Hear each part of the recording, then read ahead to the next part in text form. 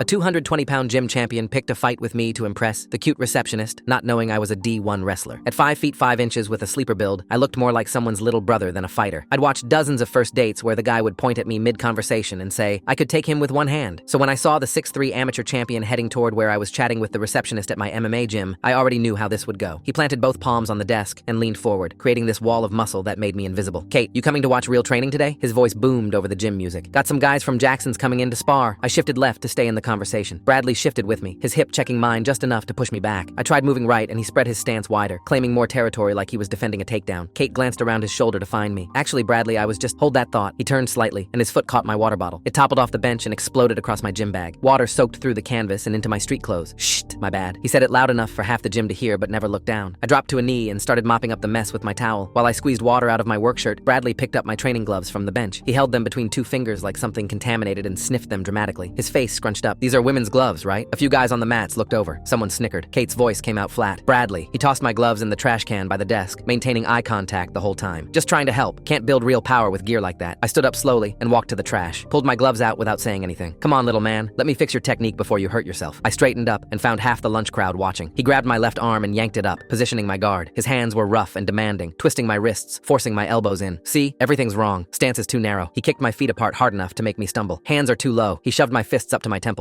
"This is why YouTube training doesn't work." The audience grew. Phones came out. He turned me like a mannequin, explaining to everyone how I was basically doing everything backward. Each correction came with unnecessary force. A dig here, a joint lock there, all disguised as teaching. "All right, cage time. Can't have you throwing those pillow punches out here where someone might get hurt." He gripped my shoulder and steered me toward the octagon. "Kate, come watch. This is important." I let him guide me but kept my core loose. No resistance. Nothing he could use as an excuse to escalate. The cage door clanged shut behind us, metal on metal, that sound that used to mean something different. Bradley demonstrated a basic arm drag that torqued my shoulder just past comfortable. "Feel that pressure? That's what happens when you don't know how to defend." He transitioned to a standing Kimura, cranking slowly. Any trained fighter would have countered by now. I tapped his leg. He held it 2 seconds longer than necessary. "See how easy that was? Any real man would have defended that." He said it loud enough for Kate to hear through the fence. She'd stood up from her desk, concern creasing her forehead. He moved to collar ties, slapping the side of my head lightly to show openings. Each slap got harder. My ears rang, but I kept my hands down. The old instinct screamed to sprawl, to shoot, to do something. But I'd made promises. To myself, to therapists, to people who weren't here anymore. "Wake up!" Another slap. "Fight back!" He shot a lazy double leg, and I let him have it. We hit the mat, and he mounted immediately, his weight crushing my diaphragm. I bridged weakly, just enough to look like I was trying. He surfed it easily and settled heavier. "This is embarrassing." He turned to address the crowd through the fence. "This is what happens when people think they can learn from videos." Kate entered the cage. "Bradley, that's enough. He's not even fighting back." Exactly my point. He grabbed her wrist as she reached for his shoulder, pulling her closer. "This is what I'm trying to show you. You're hurting me." Her voice pitched higher. "Relax. I'm showing you something important." His grip tightened and he yanked her forward. She stumbled, catching herself on the cage wall. "You little bitch. You think you can just walk away?" He spun around with murder in his eyes, daring me to fight back. Full story on channel. Link below.